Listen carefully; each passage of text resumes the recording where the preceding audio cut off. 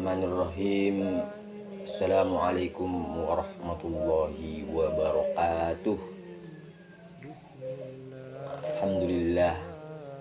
Alhamdulillahi rabbil alamin. Hamdan na'imin, hamdan syakirin, hamdan yu'afi ni'amahu wa yukafi'u mazidah. Ya Rabbana lakal hamdu kama yanbaghi li jalali wajhikal karimi wa azimi sultanik.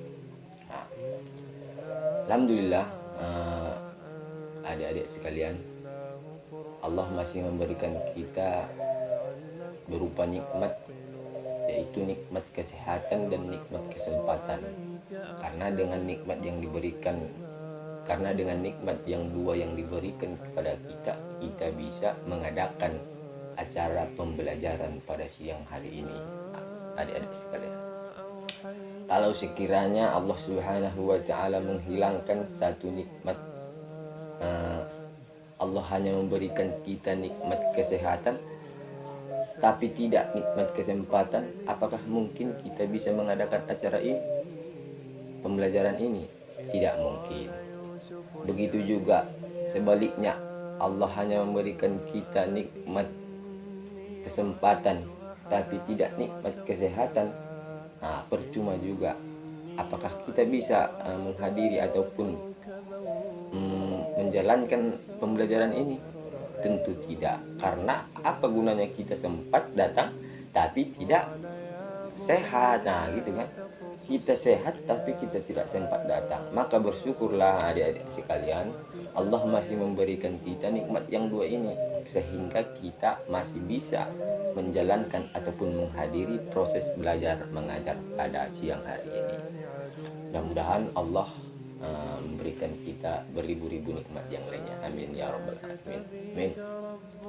Jadi untuk pembelajaran kita pada siang hari ini adalah, sebelumnya abang ingin bertanya, di sini kelas berapa? Oh, kelas 1.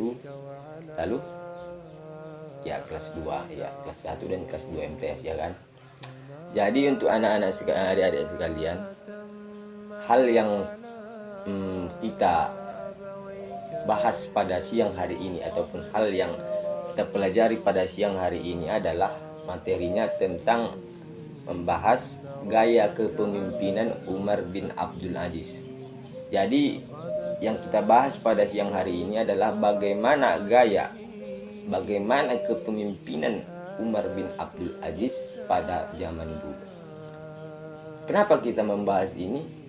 Karena supaya kita bisa mencontoh atau mengambil iktibar bagaimana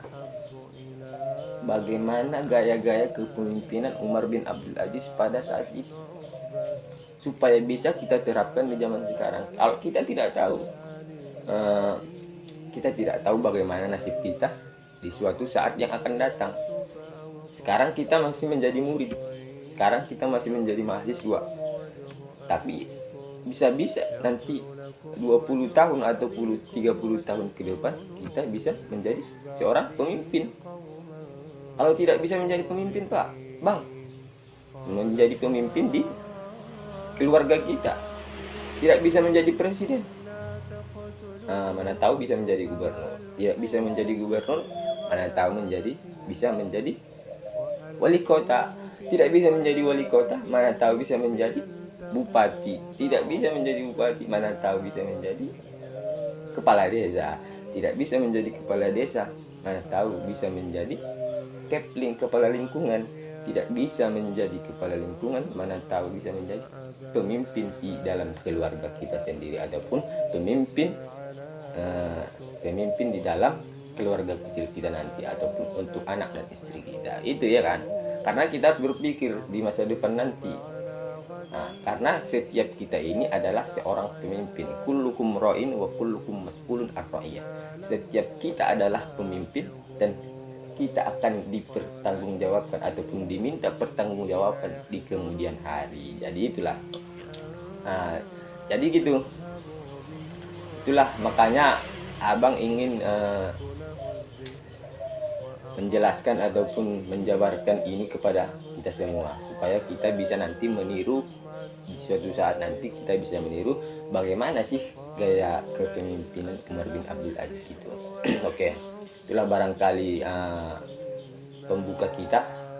Kita lanjut pada pembahasan kita, yaitu sebelum kita mengungkap bagaimana gaya-gaya kepemimpinan dari Umar bin Abdul Aziz, yang pertama itu yang harus kita ketahui sejarahnya dulu, ataupun namanya dulu. Siapa sih nama lengkapnya?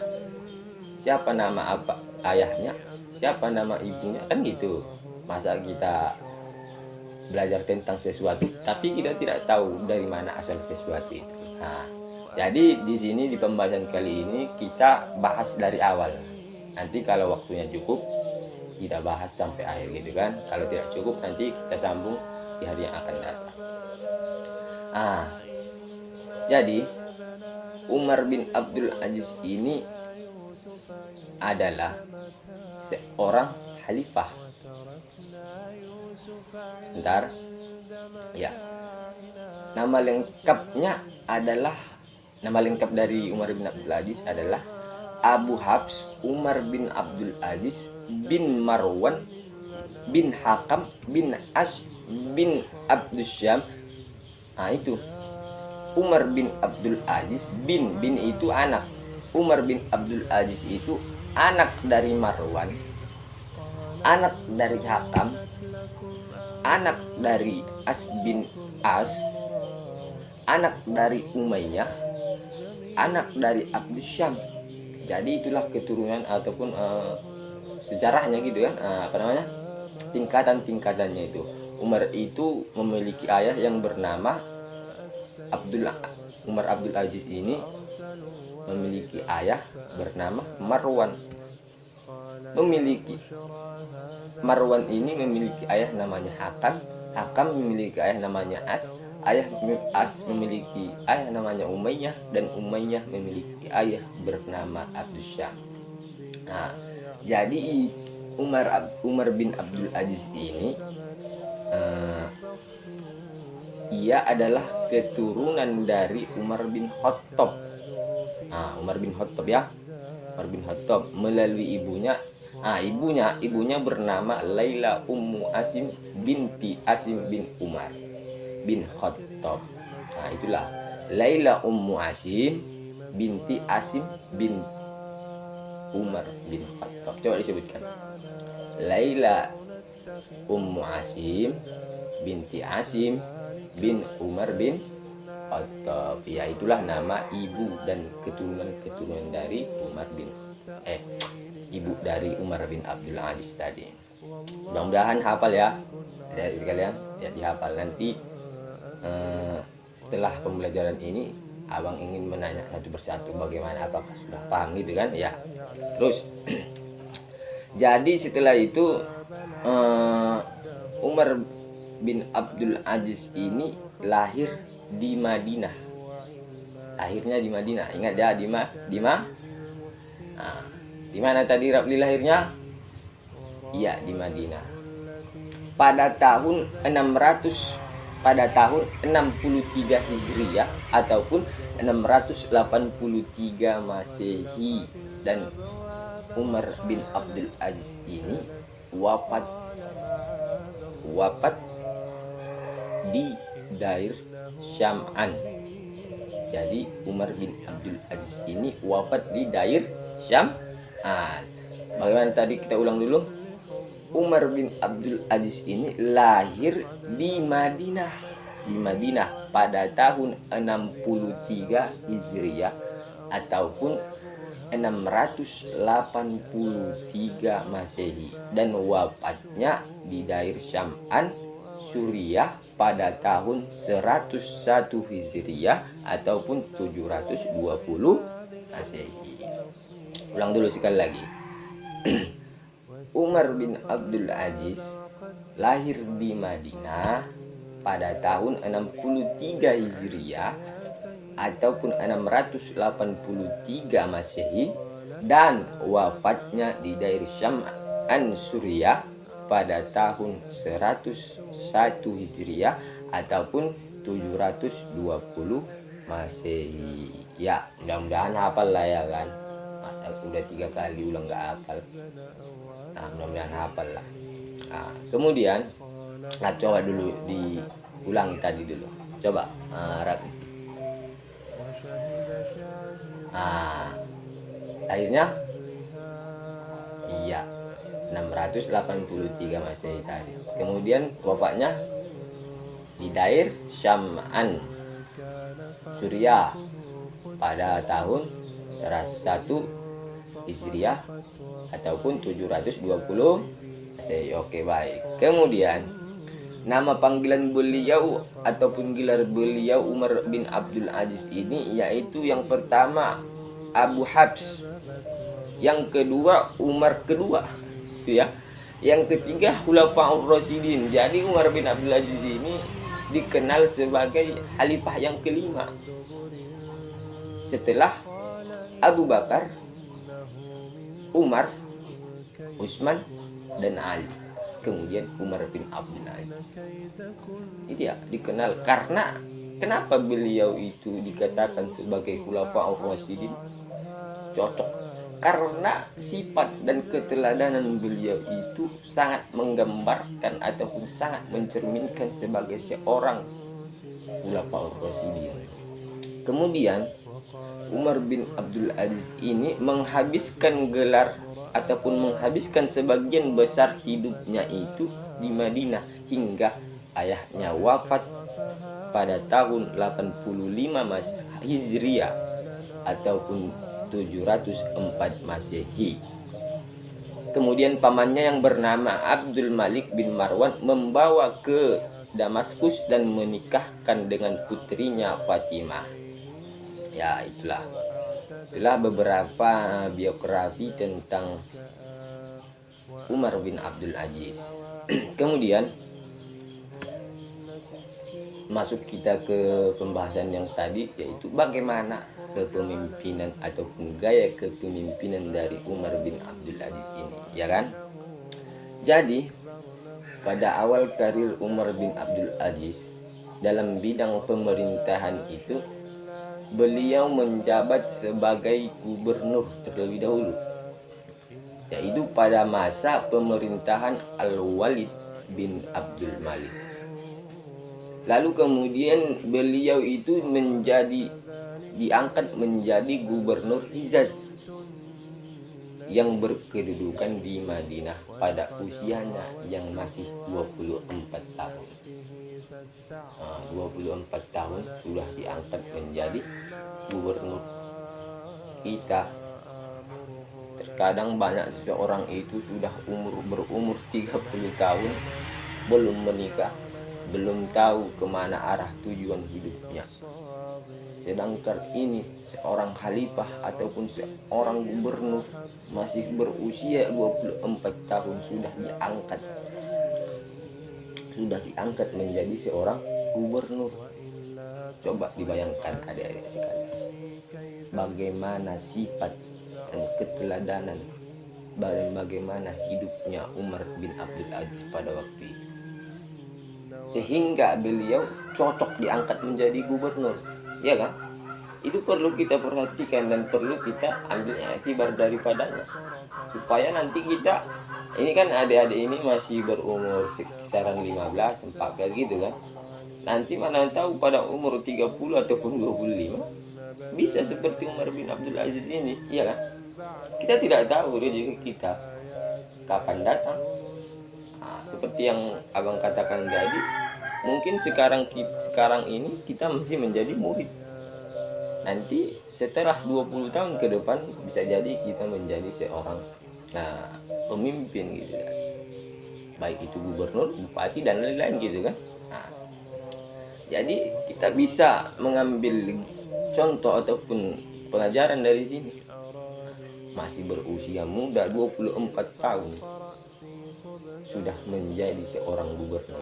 Itu pun diangkat bukan karena saudara, bukan karena apa, memang karena kebijaksanaannya dalam hidupnya gitu kan, ya. Kemudian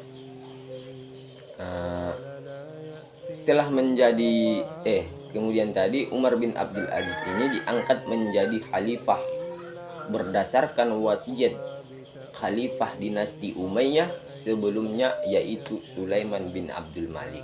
Begitu mendengar dirinya diangkat menjadi khalifah, maka ia mengucapkan kalimat istirja, inna lillahi wa inna ilaihi raji'un, sebagai bentuk ungkapan bahwa jabatan itu merupakan musibah baginya. Jadi kalau kita lihat di sekarang adik-adik ya, ketika seseorang itu diangkat ataupun contoh kecilnya lah, ketika seseorang itu diangkat menjadi pemimpin di dalam kelas ataupun ketua kelas gitu, bagaimana rasa syukurnya, alhamdulillah alhamdulillah gitu. Ketika seorang itu diangkat menjadi bupati, gubernur, alhamdulillah alhamdulillah. Beliau mengira bahwa jabatan itu adalah sebuah sebuah hadiah ataupun sebuah kebahagiaan. Beda dengan Umar bin Abdul Aziz ini, ketika beliau diangkat ataupun diangkat menjadi khalifah, beliau mengucapkan kalimat istirja, inna lillahi wa inna ilaihi raji'un. Karena apa?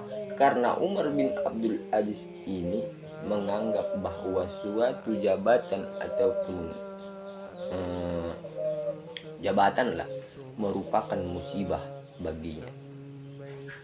Kenapa musibah? Karena seorang pemimpin nantinya akan dimintai pertanggungjawaban di hari kiamat nanti.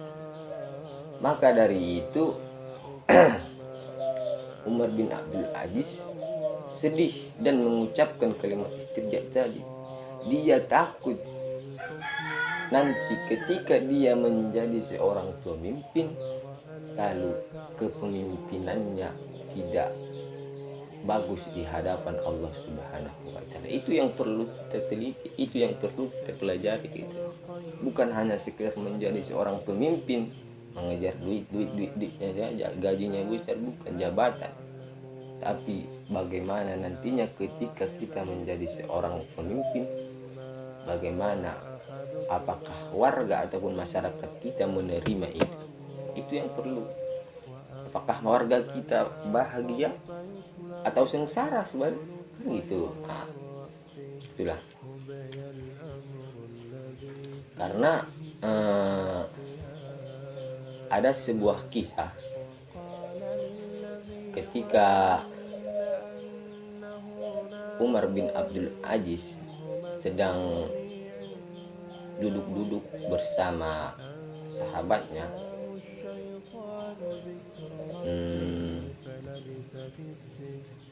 Beliau mendengar dari seorang hamba sahaya, pernah hamba sahaya tersebut bermimpi. Jadi di dalam mimpinya itu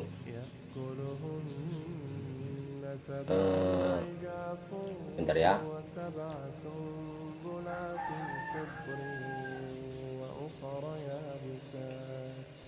Jadi di dalam mimpinya itu beliau berkata, Khalifah Umar bin Abdul Aziz ini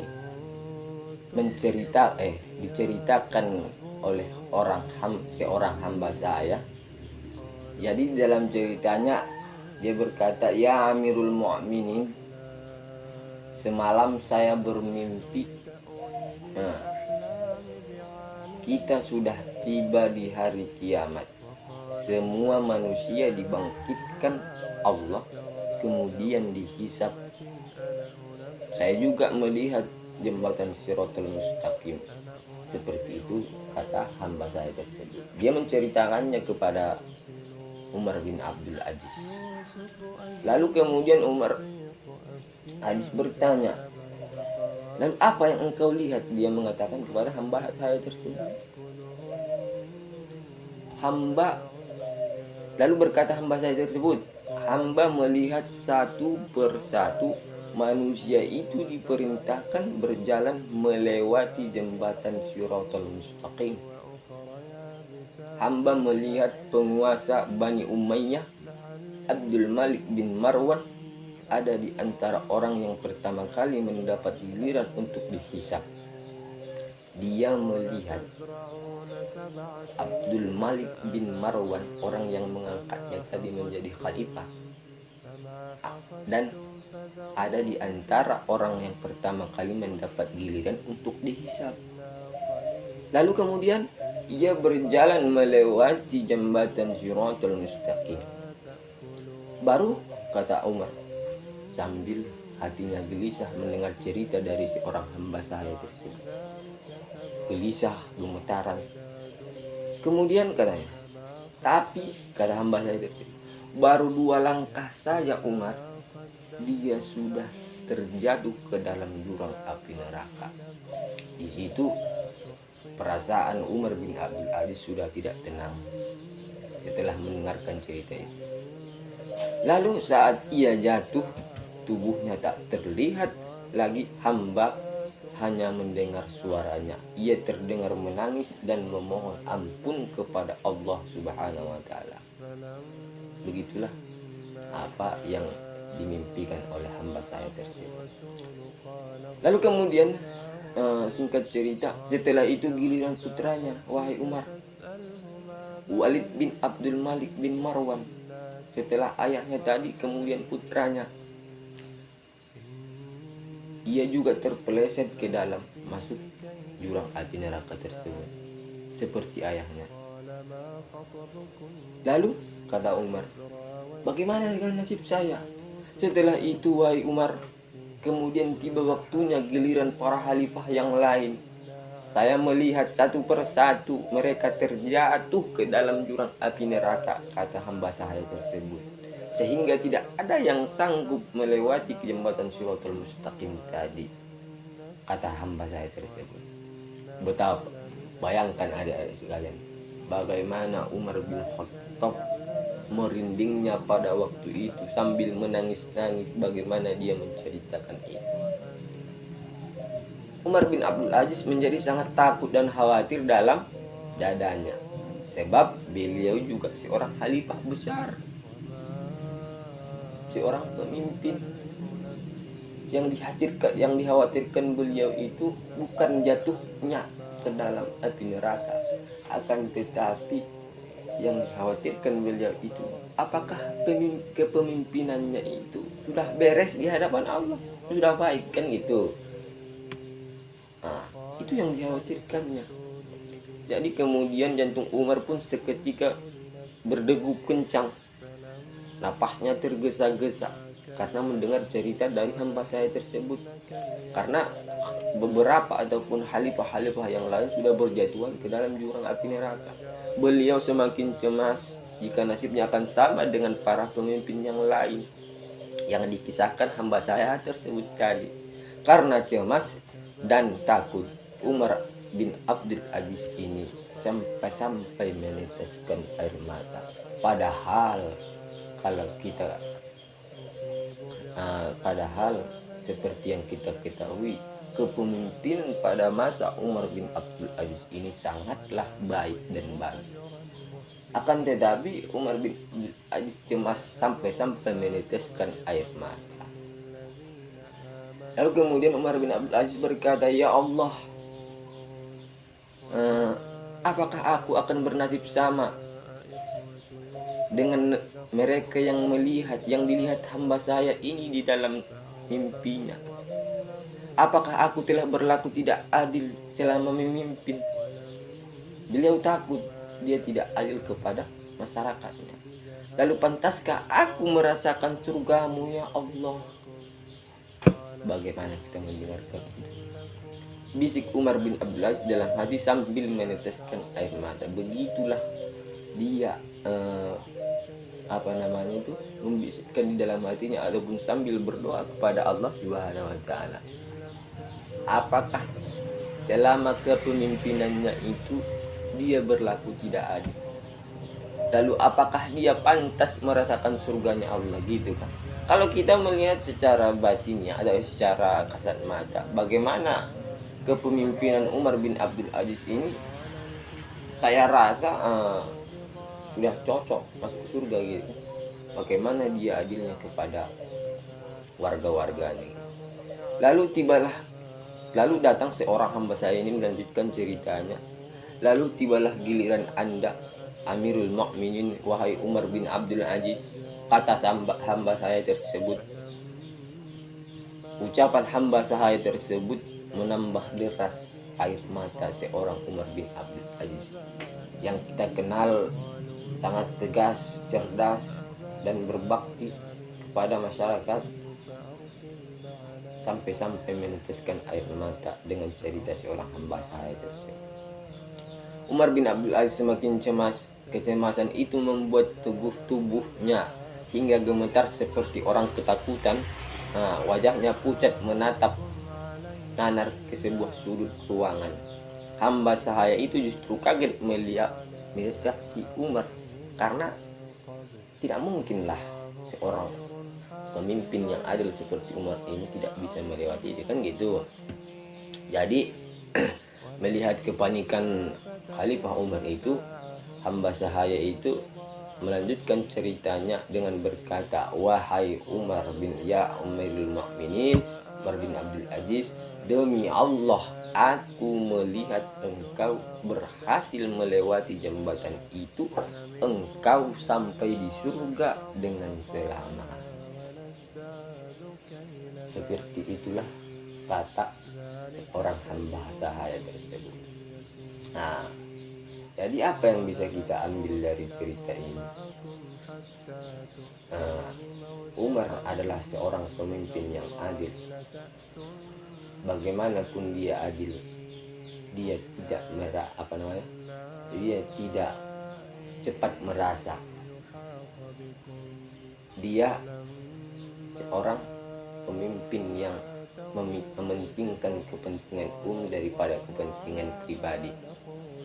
Jadi ketika ada seorang hamba sahaya bercerita seperti ini, dia sangat takut di dalam kepemimpinannya masyarakat ataupun warga-warganya ataupun anggota-anggotanya merasa tersakiti oleh karena kepemimpinannya. Maka dari itu dia sempat meneteskan air mata.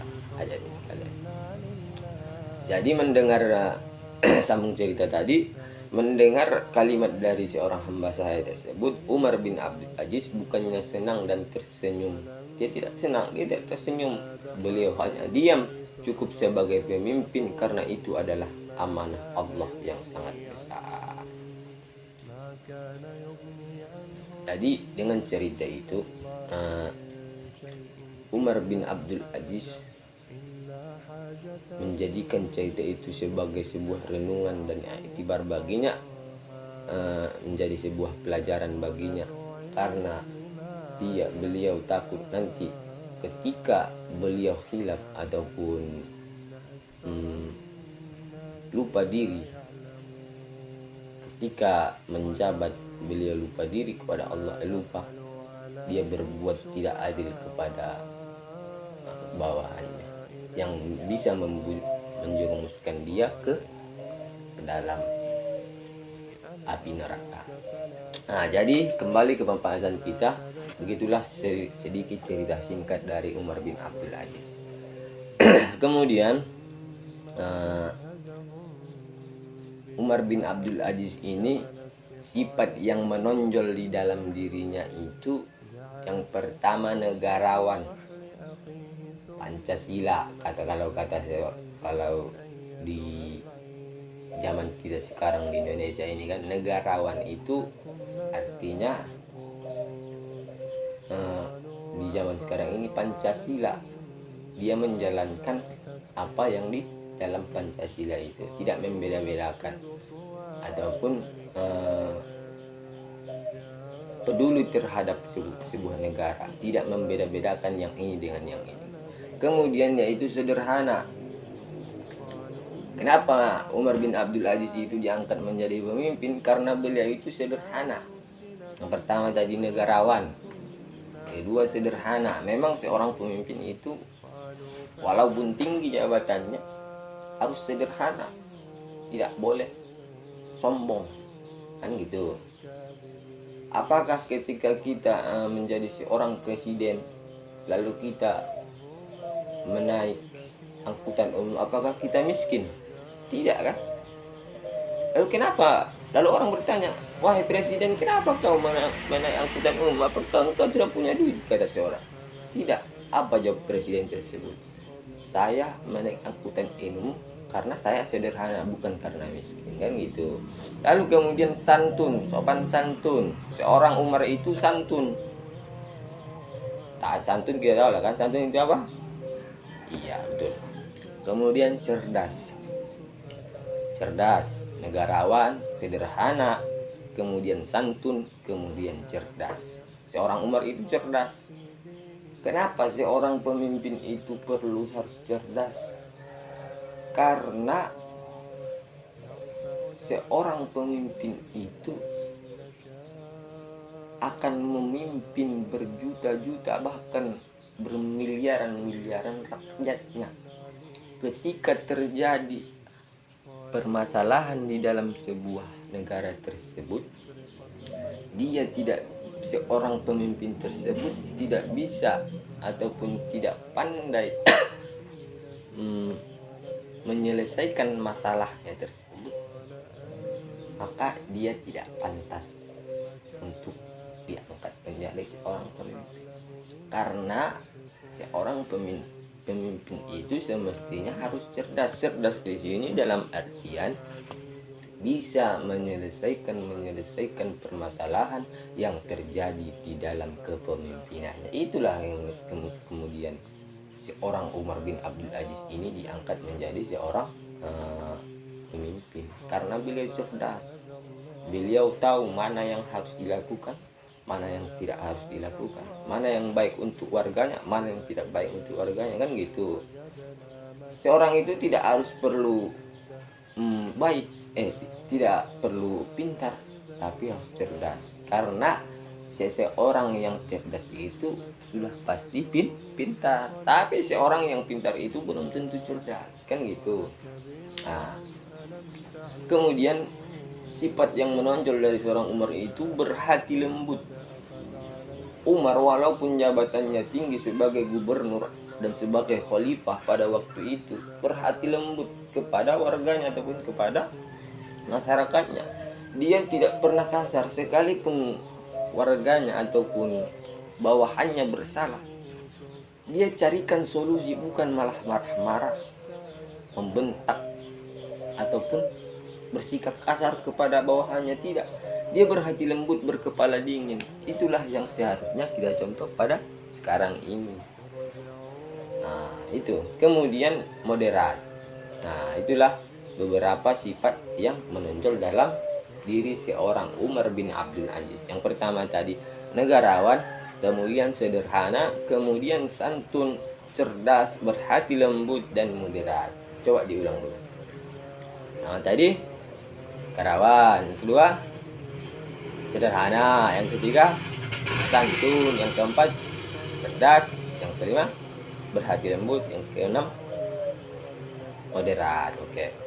Nah, kemudian karir dari seorang Umar bin Abdul Aziz ini, yang pertama menjadi gubernur Hijaz, yang kedua menjadi khalifah Daulah Umayyah. Pertama tadi gubernur Hijaz, yang kedua menjadi khalifah di Daulah Umayyah.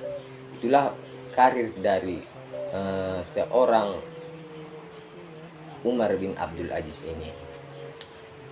Jadi dari sifat-sifat dari Umar bin Abdul Aziz tadi bisa kita ambil pelajaran dari sana, bahwasanya memang dalam dunia ini untuk menjadi seorang yang lebih baik itu tidak harus berbuat baik, akan tetapi kita perbaiki diri kita sehingga orang memandang kita menjadi seorang yang baik, kan gitu. Jadi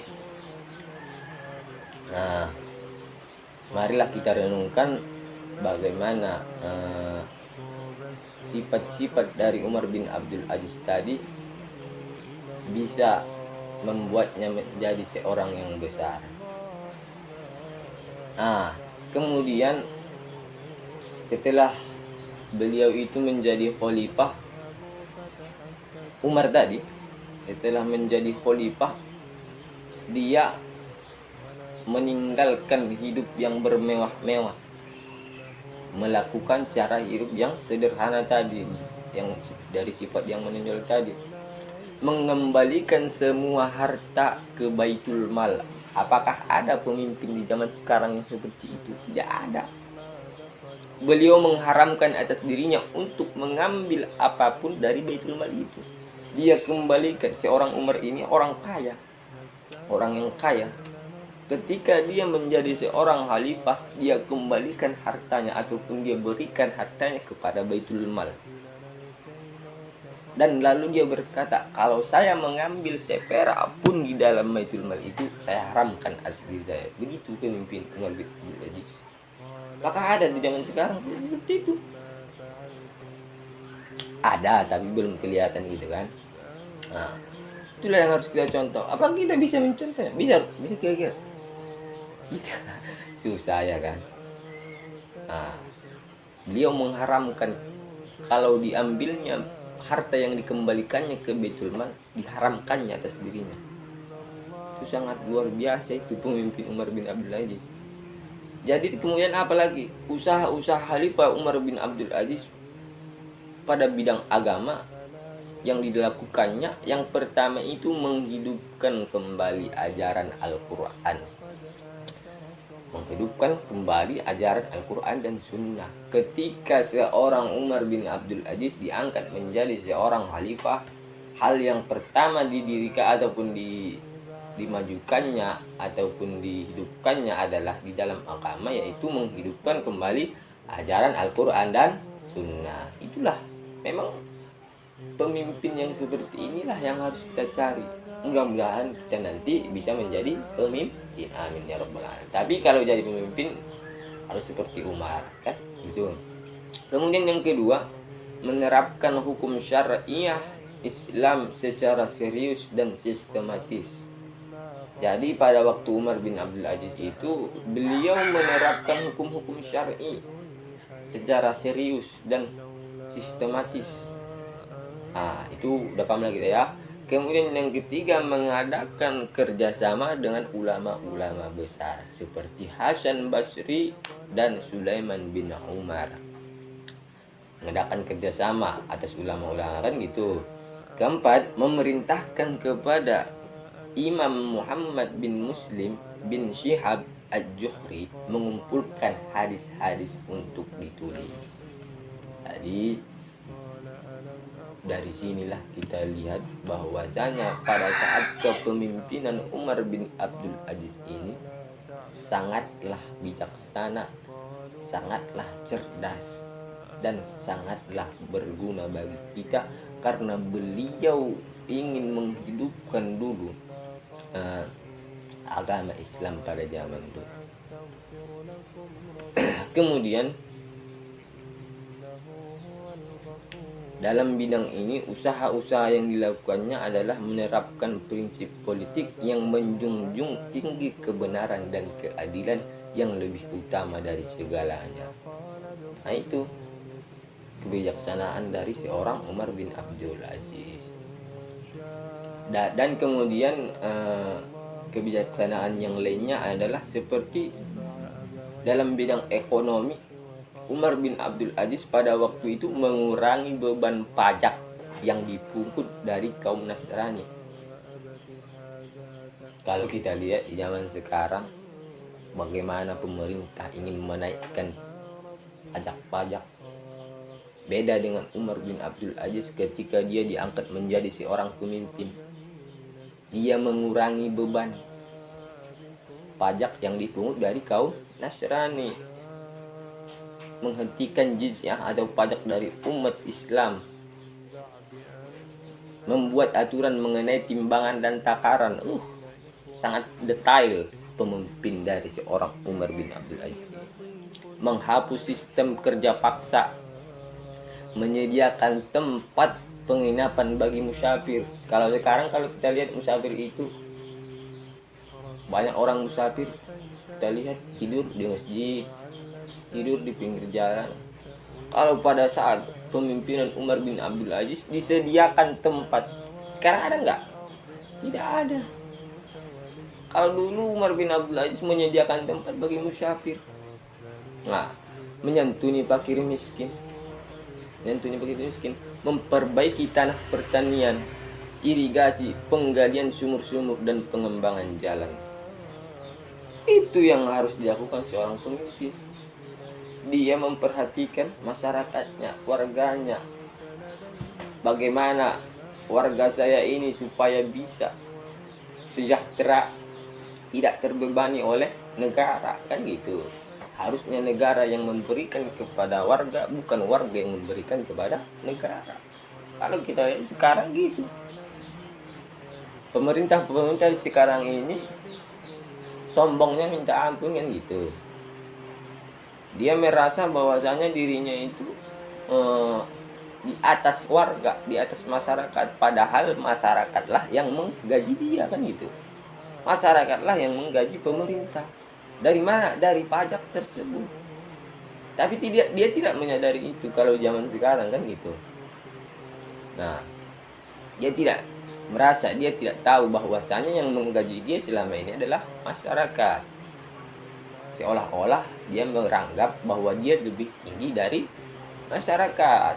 Jadi kita tidak boleh seperti itu. Nanti kalau kita insya Allah mudah-mudahan diangkat oleh Allah menjadi seorang pemimpin, kita bisalah mengambil pelajaran dari pemerintahan Umar bin Abdul Aziz ini. Jadi itulah mungkin barangkali apa yang bisa saya sampaikan pada siang hari ini. Mudah-mudahan nanti dapat menjadi motivasi ataupun iktibar bagi kita pelajaran. Jikalau kelak kita menjadi seorang pemimpin, tidak bisa menjadi presiden, menjadi gubernur, tidak bisa menjadi gubernur, menjadi kepala desa, tidak bisa menjadi kepala desa, menjadi kepala lingkungan, tidak bisa menjadi kepala lingkungan, terlebih-lebihnya menjadi kepala keluarga. Kita terapkan seperti apa yang diterapkan oleh Umar bin Abdul Aziz. Kalau kita menerapkan apa yang diajarkan ataupun dilakukan oleh Umar bin Abdul Aziz ini, insya Allah apa yang kita pimpin dan apa yang dipimpin insya Allah akan berjalan dengan sangat lancar dan sistematis dan sejahtera.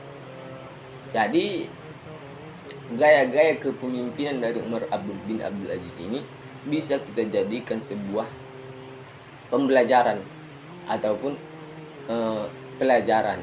Nanti mana tahu kita diangkat menjadi seorang pemimpin, terlebih-lebihnya pemimpin di keluarga kita sendiri.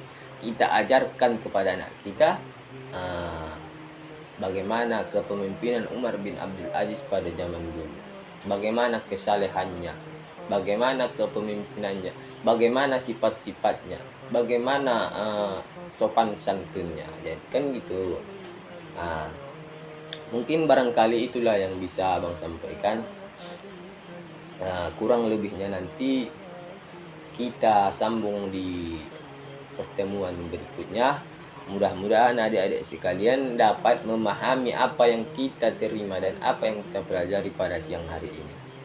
Jadi jika ada kata-kata Abang yang salah, Abang mohon maaf. Dan jika ada kata-kata Abang yang salah juga, Abang mohon ampun kepada Allah Subhanahu wa Ta'ala.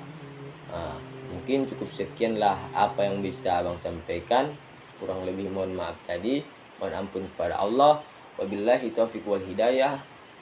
Wassalamualaikum warahmatullahi wabarakatuh.